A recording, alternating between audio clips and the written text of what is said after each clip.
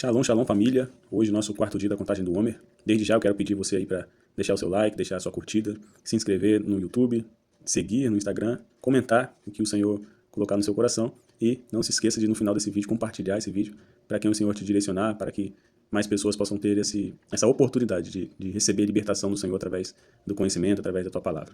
Hoje eu quero ler para vocês o Salmo 90, versículo 12. É um texto que eu gosto muito, que diz o seguinte: ensina-nos a contar os nossos dias para que alcancemos coração sábio. Antes de começar, eu quero fazer uma pergunta para você. Aproveitando esse momento de contagem do Homer, que é um tempo de reflexão, um tempo de gerar expectativa, né? Dia após dia, eu quero te perguntar como está a sua vida. Como tem sido a sua vida ministerial, como tem sido a sua vida familiar, como tem sido a sua vida profissional, educacional, suas finanças, como que está a sua alma, como está a sua mente, como está o seu coração. É um tempo de autorreflexão, por isso eu já deixo essas perguntas aqui para que você possa se autoavaliar.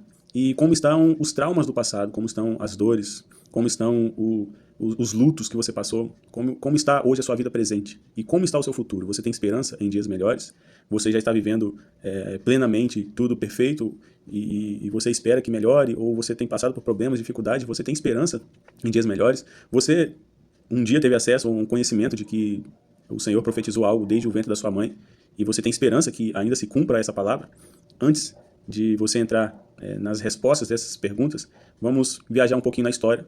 Volto mais uma vez atrás, no Egito, em Êxodo 12, onde o povo saiu do Egito. Imagina aquele povo que vivia em uma terra próspera, de repente houve fome nessa terra e eles foram para o Egito. Chegou no Egito, eles estavam até vivendo bem, só que com o passar dos anos eles foram crescendo, se multiplicando, e aí de repente o faraó teve medo que eles crescessem tanto ao ponto de até mesmo tomar aquela terra, tomar o Egito, e aí o faraó resolveu escravizá-los. E eles viveram ali quase 450 anos como escravos. De repente o Senhor vem para operar a libertação sobre a vida deles. E eles estão lá tranquilamente, em família, celebrando aquele grande banquete, comendo aquela carne do cordeiro assado, e aí se preparando para comer, seguindo as direções do Senhor, passando o sangue nas vergas, nos umbrais das suas casas, e de repente, à meia-noite, começa uma gritaria, começa uma correria, começa a mulher gritando, começa homens lamentando a morte dos seus filhos primogênitos, a morte dos seus animais, crianças chorando, e eles não conseguindo dormir. Daqui a pouco, os egípcios começam a bater na porta deles, expulsando eles do seu país, do Egito, e eles saindo às pressas, indo em direção ao deserto, saindo de casa numa madrugada, indo em direção ao deserto, sem ter alimento pronto, sem ter comida pronta. E quando chega no deserto, aquele deserto escuro, de noite, de madrugada, havia 600 mil homens, sem contar as mulheres. E aquela multidão saindo às pressas. De repente, eles sabiam que existia um caminho mais próximo para chegar a Canaã, mais rápido, um caminho mais prático de se seguir, mas eles teriam que se encontrar com os filisteus. E o Senhor não permite eles passarem por esse caminho. Por esse caminho, o Senhor faz com que eles deem voltas, manda parar em Piairote, manda eles darem voltas, e de repente eles ficam como se estivessem perdidos no meio do deserto. Olha, de repente aparece uma coluna de fogo, meu Deus do céu, o que está acontecendo? Nunca vimos isso. Algo sobrenatural está acontecendo no nosso meio. E eles no meio daquela correria, de repente, olha para um lado, o deserto, olha para o outro, o deserto, olha para frente, o mar vermelho. Olha, não tem para onde ir. Quando olha para trás, tá Faraó com seus soldados. Faraó separou 600 das suas melhores carruagens para perseguir o povo israelita no deserto. Imagina o sofrimento e de repente eles olham para Moisés. Moisés, por favor, o que você fez com a gente? A gente estava vivendo em paz, é melhor viver como escravo lá do que morrer aqui no deserto. Você nos tirou de lá da escravidão para que pudéssemos morrer aqui no deserto. Moisés não sabe o que fazer, daqui a pouco Moisés começa a orar no canto. E quando Moisés levanta a mão, o que acontece? Vem uma ventania, a noite toda de ventania, como se fosse uma tempestade, um vento forte, forte, forte.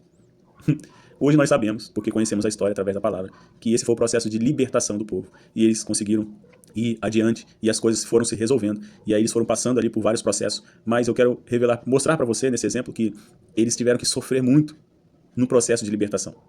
Talvez você esteja passando por isso. Talvez você entregou a sua vida para o Senhor Jesus Cristo e começaram a surgir problemas e dificuldades. Talvez você depositou esperança em algo específico, que pudesse acontecer algo maravilhoso, algo muito bom na sua vida e parece que não é bem assim. Talvez você está questionando o seu cônjuge que não muda, seus filhos que estão rebeldes. Talvez você está questionando que a porta de emprego não abriu, ou o seu salário não aumentou, o seu patrão não te reconheceu, ou algum líder ministerial não te reconheceu. Talvez você esteja reclamando de muitas dores, de muitos processos que você tem passado durante toda a sua vida. E talvez você não consiga nem olhar para o futuro com tanta esperança, conforme a palavra te direciona a depositar a esperança. Talvez você está conhecendo as novidades do reino, tem buscado libertação e cura para a sua vida, mas as coisas parecem estarem piorando, parecem que estão atrasando ainda mais, estão apertando ainda mais, e você tem vivido a verdadeira vida de experimento de dores, de aflição, de preocupação. Esse é um processo que você talvez esteja passando. Eu falo em partes por também conhecer, por ser pastor, eu conheço, e tenho aconselhado pessoas que têm questionado muitas coisas que têm acontecido na sua vida. Mas uma coisa que eu tenho para dizer justamente nessa contagem do homem é que a liberdade, ela tem um preço. A libertação, ela tem um preço. A liberdade, ela vem pela verdade. E o preço que você precisa pagar para que você seja liberto é buscar conhecer a verdade. Depositar coragem na busca pela verdade. Depositar fé na verdade que você tem recebido. Depositar esperança, resiliência, ousadia, esperança na verdade do Senhor que te liberta. Quando nós lemos aqui o versículo 12, fala, a palavra ensina-nos, no hebraico é a palavra yadá, que quer dizer conhecer ou saber. É a mesma coisa de estar dizendo o seguinte: Senhor, faça-nos conhecer, faça-nos saber, faça-nos ter a compreensão profunda e plena do valor dos nossos dias, para que possamos, com sabedoria, saber usar o tempo que nos foi dado. A palavra que está sendo declarada ali no versículo 12 é essa, que possamos compreender com sabedoria, com profundidade, com plena clareza o que tem nos acontecido, para que possamos valorizar os nossos dias. Porque os dias são árduos, os dias são de dores, de sofrimento, mas, Senhor, eu preciso aprender a passar por esses dias, eu preciso aprender a passar por esse processo. E a libertação, ela tem esse preço da busca pela verdade, porque o próprio Senhor Jesus Cristo, para nos libertar, ele sofreu. Por isso que é um tempo precioso para você sondar a si mesmo. Agora, fazer a seguinte oração: Espírito Santo do Senhor, sonda-me e me conhece. Vê se há em mim um caminho mau e leva-me pela vereda da justiça, leve pelos caminhos corretos. É um tempo de examinar a si mesmo, seus pensamentos, seus sentimentos, suas emoções, suas decisões, as suas intenções, suas motivações. Em 1 Coríntios, quando Paulo estava ministrando a ceia, que foi exatamente a cerimônia de Pêssar, ele fala no versículo 28 do capítulo 11, que cada um examine a si mesmo, e assim coma do pão e beba do cálice, pois quem come e bebe sem discernir o corpo, come e bebe juízo para si. Está falando que você precisa deixar de buscar as coisas da carne, você precisa deixar de buscar as coisas da alma. Ali Paulo está exortando o povo porque eles estavam indo para encher a barriga, eles estavam indo para alimentar-se com coisas terrenas. Conforme a palavra também está lá, quando Jesus estava sendo tentado por Satanás, ele respondeu a palavra, ele disse: não só de pão vive o homem, mas sim de toda a palavra que sai da boca de Deus. Ou seja, você vive da verdade do Senhor que te liberta. Então, é um tempo precioso para você parar de olhar para as coisas terrenas, você parar de ouvir as coisas terrenas e passar a viver no Espírito, mas não somente isso, mas também andar no Espírito. Você precisa discernir o que está acontecendo, você precisa discernir o que é necessário acontecer, você precisa discernir as saídas, as veredas da justiça, você precisa discernir as soluções, as respostas, os resultados, as decisões que devem ser tomadas. Isso é o Senhor nos fazer compreender plenamente, com profundidade, ou seja, o Senhor nos ensinando a contar os nossos dias para que possamos alcançar corações sábios. A palavra que está em contar, em hebraico, é a palavra maná, que significa uma necessidade de uma avaliação mais consciente do tempo e da vida, para que possamos viver de forma mais clara e intencional. Depositar uma motivação, uma intenção plena, porque o povo, eles saíram do Egito em direção à terra prometida. Eles tinham um alvo, eles tinham um lugar ao se alcançar, mas eles estavam passando pelo processo de libertação.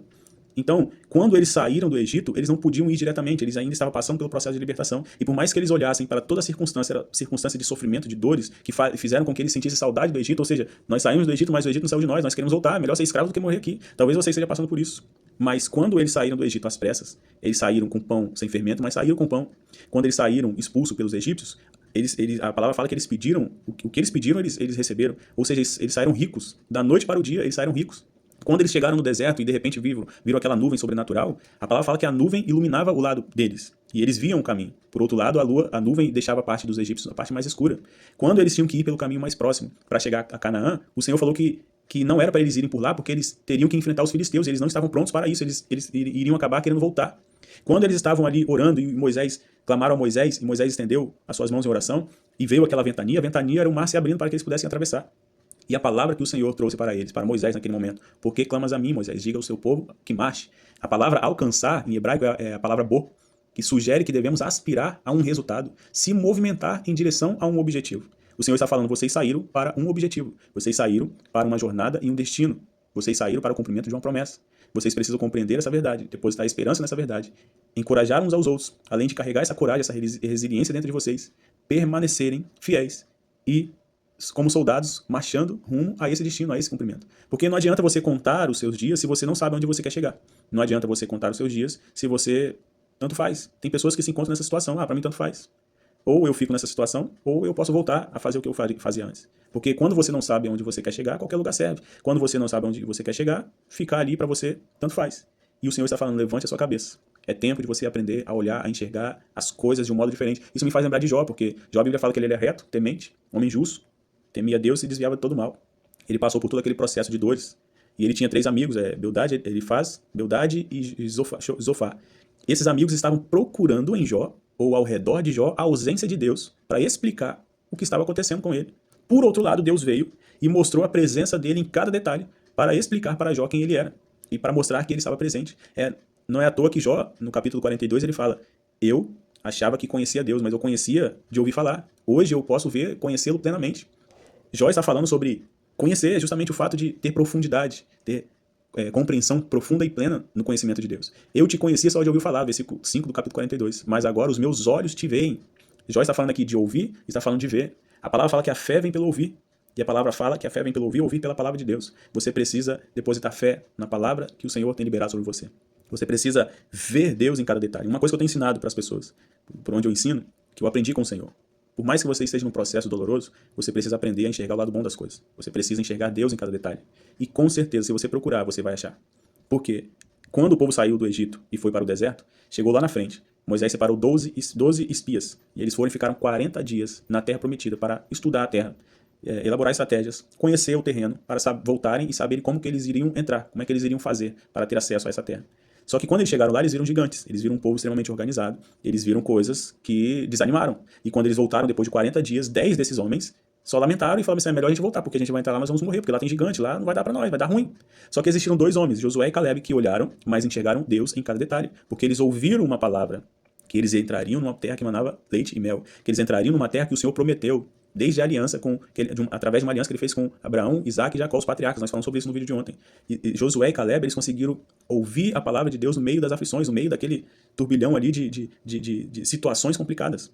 E eles conseguiram ver Deus em cada detalhe. Não é à toa que quando eles voltaram, por cada um dia que eles ficaram na Terra Prometida, eles tiveram que passar 1 ano de atraso no deserto.